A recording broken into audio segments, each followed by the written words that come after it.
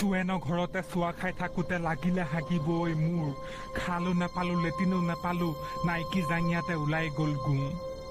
সৌ সিদিনা আবেলি পৰত পানী অনা নৈৰে ঘাটত জোকে ধৰিছিলে তোমাৰ ভৰি কলা ফুলত। চিঞৰ মাৰি ধৰিছিলা তুমি মোৰে গলত। আগলি বাঁহৰে গগনা বজাওঁ, মাতে লাহৰি লাহৰি কৈ, দেখিবৰে পৰা তোমাকে চাওঁ, নাযায় মই নানকালৈ। যদি কবি হওঁ মই, কবিতাৰ ছন্দ তুমি হবানে? বগা কাগজত কলমৰ লিখনি, অদৃশ্য তুমি হবানে? আইঅ ফটঙা, বৰ বেলেগ মনটো।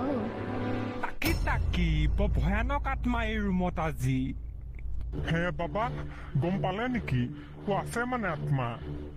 আছে, মুক্তি নোপোৱা এক অঘৰী আত্মা। ঐ কি কলি?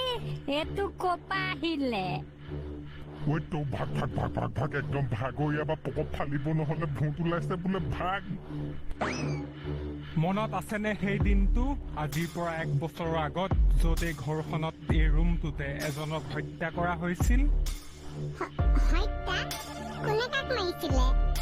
ভালদৰে মনত পেলোৱা, সেই চিৰিয়েল কিলাৰ ওলোৱা দিনত, য'ত ৰাতি ইয়াতে এজনক হত্যা কৰা হৈছিল গুলীয়ে।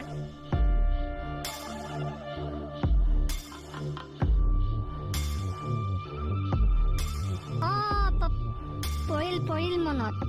ৰাতি যে চিৰিয়েল কিলাৰ সোমাইছিলে, CID জনে গুলীয়াই মাৰিছিলে, সেয়া নহয় জানো?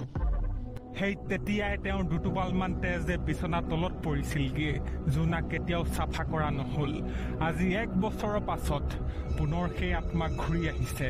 এতিয়া এই ঘৰখনৰ কাকো শান্তিত থাকিব নিদিয়ে। ঐ 1 বছৰে আত্মাটো ক'ত আছিল ন?